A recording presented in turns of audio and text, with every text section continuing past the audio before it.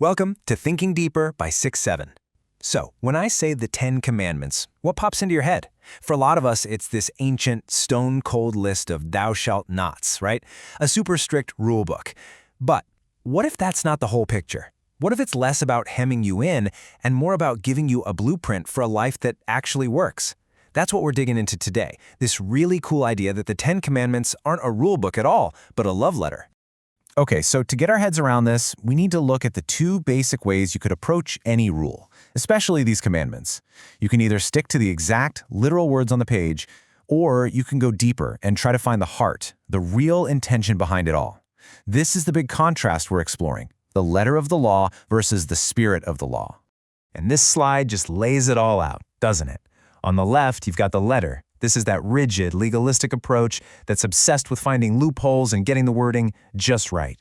The ancient Pharisees were apparently masters of this, and they applied the rules so strictly that, as the Apostle Paul would later say, the letter kills. It just crushes the human spirit. But on the right, that's the spirit. This is all about God's original intent, the loving purpose behind the rule. And this, Paul says, is what actually gives life. So here's the absolute game changer. The whole point, the very origin of the law, isn't about control, it's about love.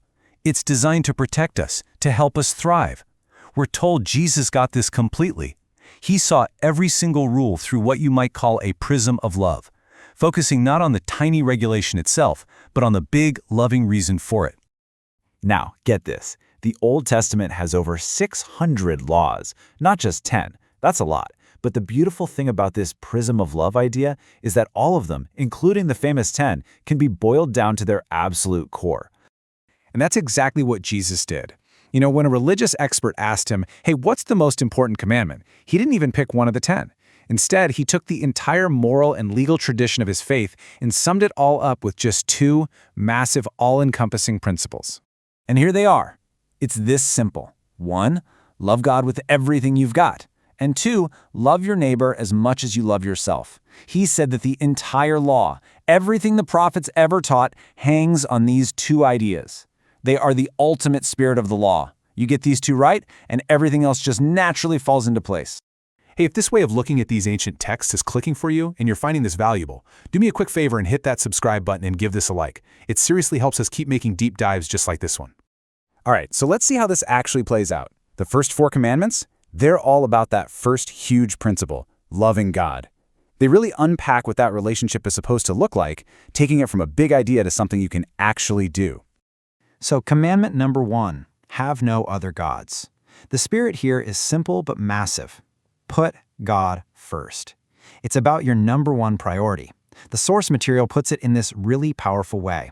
If God is anything, then God is everything. And until you see God as everything, you have not seen God as anything. It's about what or who is at the absolute center of your universe. Second, no idols. Now, we hear idols and we think of little statues, right? But it's so much deeper than that. In the ancient world, an idol was basically a tool you used to try and control a god, to get them to do what you wanted. The spirit of this law flips that completely on its head.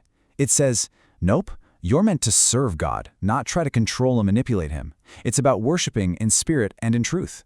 Now this third one, about not taking God's name in vain, so many people get this wrong.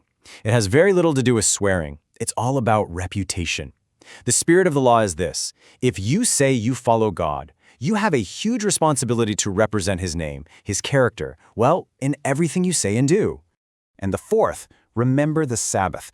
This is just a beautiful example of how this whole thing is about love. It has 2 parts. First, it's about making sure you set aside real, dedicated time for God. But just as important, it's a command to rest. It recognizes that we're human, we need to recharge, and it builds that right into the weekly rhythm of life. Okay, so that's the loving God half. Now, let's pivot to that second great principle, loving your neighbor. The last 6 commandments really break down what that looks like in our everyday lives with the people all around us. Number 5, honor your parents.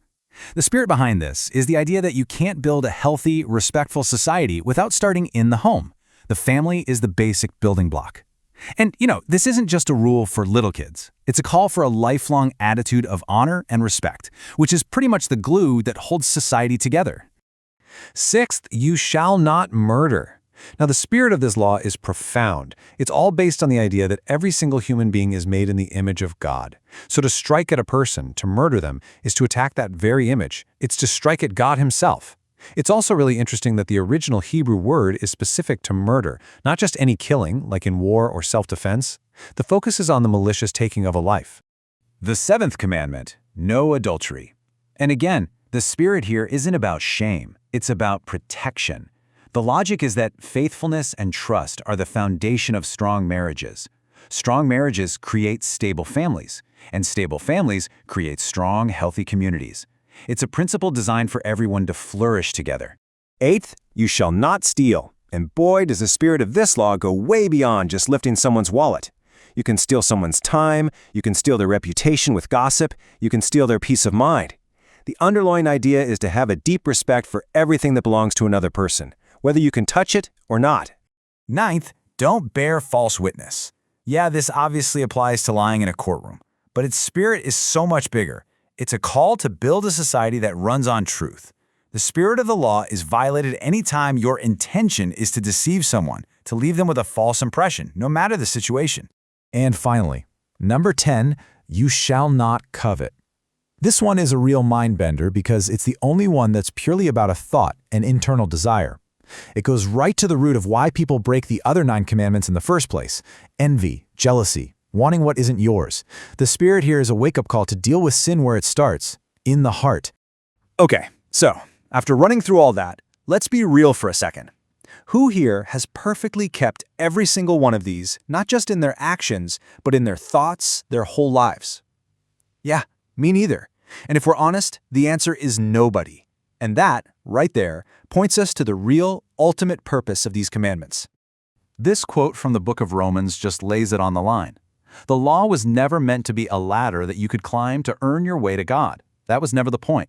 Its purpose was something totally different. It was meant to be a mirror, to show us where we fall short. The source material has this fantastic analogy, the hospital test. Imagine you feel really sick, just off. So you go to the doctor. They run some tests, an MRI, blood work. Now, do those tests cure you? Of course not. But are they essential? Absolutely, because they diagnose the problem so you know what the cure is. In the exact same way, the 10 Commandments are like a moral MRI. They don't fix us, but they show us what's wrong, what the Bible calls sin, and they point us to our need for a cure that has to come from outside ourselves. And that brings us full circle, right back to the beginning. These 10 Commandments, they aren't some heavy, oppressive rulebook designed to make you feel terrible. When you see them through that prism of love, they're revealed for what they were always meant to be, a gift. A diagnostic tool, sure, but also a guide to living a full, flourishing life in a right relationship with God and with everyone around us. So I'll just leave you with this to chew on. If the true spirit, the ultimate principle behind all these ancient rules, is simply love, how does that change the way you and I think about them and apply them in our own complicated lives today?